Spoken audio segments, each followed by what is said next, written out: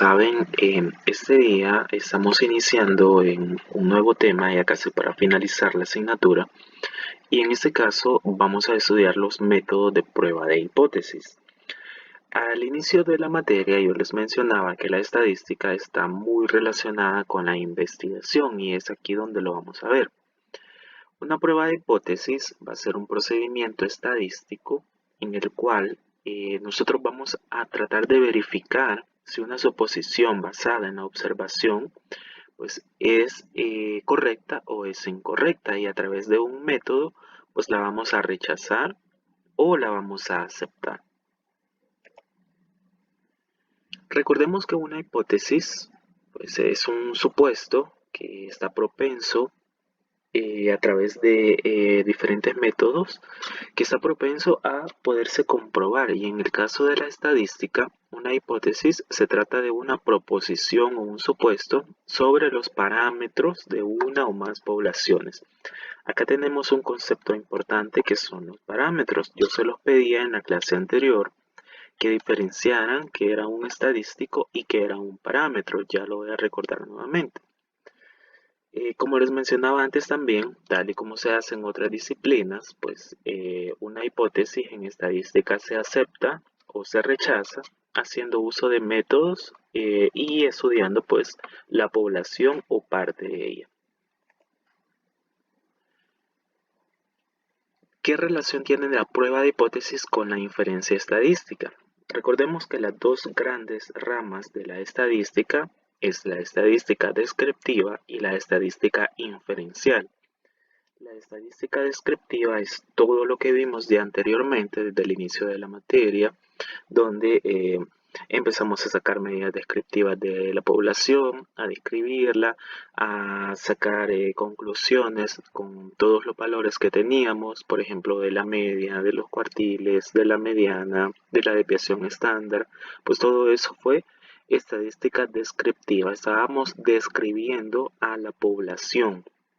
Pero en el caso de la estadística inferencial, pues se da cuando las poblaciones son tan grandes que no podemos estudiarla por completo, tenemos que segmentarla o, dicho en términos estadísticos, tenemos que extraer una muestra, realizar estudios sobre esa muestra y las conclusiones o los resultados que nosotros tengamos en nuestra muestra, pues esos resultados los trasladamos a la población. Eso es la estadística inferencial. Entonces aquí entra también dos conceptos importantes que son los de la clase anterior, estadístico y parámetro. Cuando tenemos una población tan grande, así como ven acá, tenemos una población muy grande y esa población no es posible estudiarla por completo, pues nosotros vamos a extraer una muestra que sea representativa. ¿Okay? Entonces, por ejemplo, acá en el estudio nosotros estamos trabajando en este ejemplo con una media aritmética. ¿Okay? Si yo tengo una población así de grande y me es imposible estudiar cada uno de los elementos para obtener una media, entonces vengo, extraigo una muestra y a esta muestra yo le saco mi media aritmética, como se ve acá. ¿Qué estoy haciendo? Voy a extraer un valor que va a ser extraído de la muestra o estudiado pues en la muestra, calculado en ella, pero este valor va a ser representativo y yo lo voy a trasladar a la población. Es decir, si mi población era pues de 100 personas, supongamos que esta es mi población, pero yo no alcanzaba a sacar un dato estadístico de esas 100 personas, entonces yo elijo una muestra representativa y a esta muestra representativa es a la que yo le voy a calcular un valor, puede ser el peso, la talla, los valores de alguna prueba médica. ¿Ok? Entonces cuando yo tenga los datos de mi muestra, yo esos datos los voy a trasladar a mi población y voy a inferir de que el resultado que yo obtuve de mi muestra es aplicable también a mi población. Es decir, en palabras más simples, estadística inferencial significa hacer estudio de una parte representativa de la población, obtener los resultados y esos resultados de toda la población. Es decir, el valor que yo obtuve de mi muestra ese valor yo supongo que es aplicable a toda la población. Y como estoy haciendo suposiciones, pues ese es un sinónimo de que yo estoy estableciendo hipótesis. Y en estadística existen dos tipos principales de hipótesis.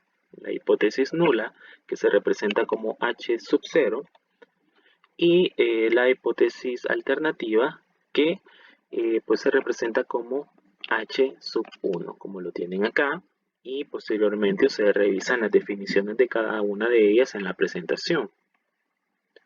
Ahora yo les pongo también un pequeño ejemplo, un estudio sobre los volúmenes de alcohol gel en botes de 250 ml y de la sospecha de que no todos los botes pues tienen exactamente 250 ml, sino que tienen menos de 250 ml.